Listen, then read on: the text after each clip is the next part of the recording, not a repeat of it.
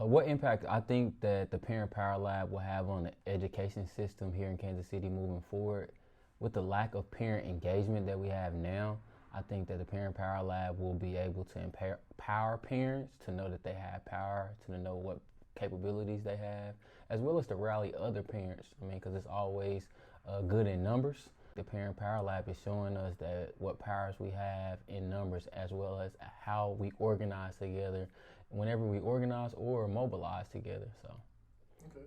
As the midway point of the Parent Power Lab, I would say Spark kind of rallied us in and got us hyped up. And I didn't really know what I was getting hyped up about. As we learned about Ella Baker and learning more about her efforts behind the scene on organizing and mobilizing with her efforts through, her engagement during her time frame, that relevance of what it has, even though that was 1964, 1950s, it has relevance to today's time.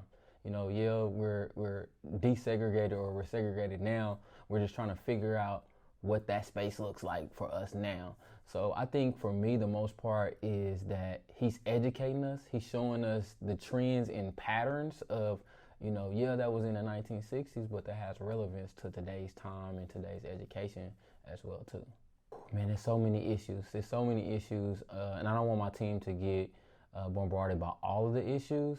I think one of the issues that I want to kind of focus on is how do we stand together as parents? How do my student or my child is only 2 right now currently, but my thing is how do we create that educational system to when she's older, it would look like what we need it to be. For us, I would say it's gaining parents and showing them this is what it should look like. And I'll be honest, I feel like a lot of the parents that are into the South or north of us, they have the formula down. So how do we gain that knowledge and be able to come together and stand together as parents? That's the one thing we want to try to work on, as really educating our other parents, our friends, our family members when it comes to education. It's the Parent Power Lab. The word speaks for itself.